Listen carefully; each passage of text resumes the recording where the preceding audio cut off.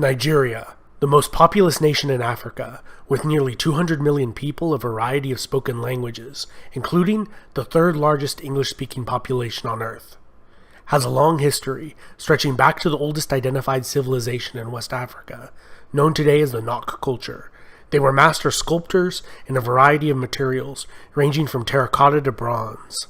The Nok were centuries ahead of their neighbors, and were smelting iron weapons by at least 550 BC, and perhaps as early as 1000 BC.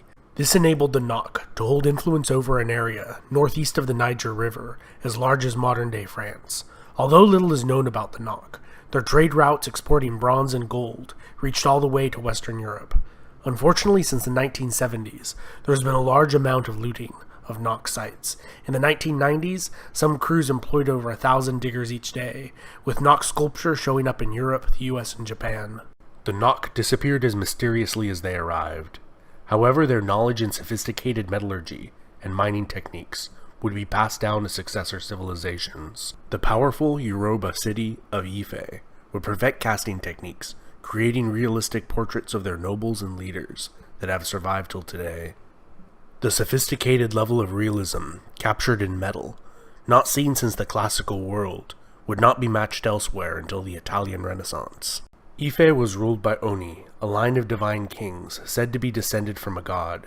The last prince of the Yoruba city of Ife would found the Oyo kingdom that reached its height around 1400 and maintained long-distance trading routes, protected by the kingdom's formidable cavalry force. To the southwest, the Edo people of the Empire of Benin would also learn metallurgy techniques from the Ife, and constructed one of the most impressive feats of engineering and the largest earthenware structure ever erected, the Walls of Benin, which enclosed an area of over 2,500 square miles. In all, over 9,000 miles of walls comprise this megastructure. Combined with their formidable military, it is no wonder why the Kingdom of Benin was incredibly stable and prosperous over such a long period of time. To the north of Edo, according to legend, was a kingdom ruled over by a line of female queens, one of whom married an adventuring hero from Baghdad in modern-day Iraq. Their sons would rule over a collection of powerful city-states. Over the centuries, Hausaland would unite for short periods of time. However, squabbling and intrigue was the norm. Throughout this period, they maintained amicable relations with the Mali Empire, their economic competitor to the northwest, where many Islamic clerics migrated from to join the courts of the Islamic urban elite of the Hausa kingdoms. The Igbo kingdom of Nri was ruled by a priest king, and expanded its territory through sending converts to spread their faith in surrounding cities and towns. The kingdom reached its furthest extent between 11 and 1400. Encroached upon by the rise of Benin, and later the Atlantic slave trade, it appears to have maintained its authority well into the 16th century, and remnants of the religious hierarchy persisted until the establishment of colonial Nigeria. Jukun and Igala were two other formidable kingdoms that arose in the 14th century, and by the 16th, Igala was waging war on the Kingdom of Benin, challenging their long-time supremacy in commercial trade in the region, and with the arrival of the Portuguese, became involved in the inception of the transatlantic slave trade. From the 1500s through 1800s, many of the kingdoms in this region became extremely wealthy through the trade in precious metals and slaves.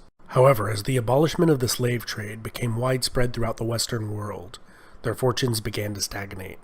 In 1804, the Sokoto Caliphate would conquer and unite the Hausa kingdoms. At its height, the Caliphate linked over 30 different emirates and was populated by over 10 million people, forming the most powerful state in the region. In his conquest, it captured approximately 2.5 million non-Muslim slaves, whom they put to work in large plantations and heavily incentivized to convert to a more comfortable life. In 1851, under the pretext of ending the slave trade in the Kingdom of Lagos, the British bombarded the city and installed a ruler they favored. 10 years later, they annexed the city in 1861, establishing the crown colony of Lagos. Lagos has been a prosperous commercial center ever since. The Royal Niger Company was established in 1879 to administer the region, and by 1900 had conquered all of southern Nigeria, destroying much of the fabled walls of Benin. The company was disestablished that same year.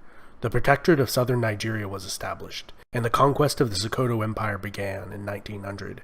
and by 1903, all of modern-day Nigeria was under British control. The colony and protectorate of Nigeria lasted for 46 years, and was governed through a system called indirect rule, where regional emirs and local rulers were given wide authority as long as the colonial government was allowed to conduct its business and gather taxation. In 1960, the First Republic of Nigeria obtained its independence from the British Empire, which was weakened after fighting the Second World War. In 1967, the Republic of Biafra was declared in the southeast of Nigeria, fueled by the persecution of the Igbo living in northern Nigeria, and control over the lucrative oil production in the Niger Delta played a major role in fueling this conflict that saw over 150,000 soldiers killed and millions displaced. The Civil War initiated a series of military leaders of Nigeria, lasting after the Civil War had ended with a united Nigeria. Following the assassination of General Murtala Muhammad, his successor initiated a process of disestablishing military rule and bringing back a republic. This republic was short-lived, lasting from 1979 to 1983, when it was overthrown again.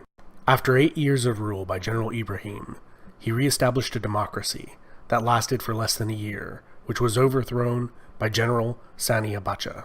Abacha died mysteriously and was buried without an autopsy. His successor again re-established a democracy that has lasted till the current day. This has been Epimetheus, and I hope you enjoyed that overview of Nigerian history. Don't forget to hit the bell icon to get notifications every time I make a new video, and subscribe.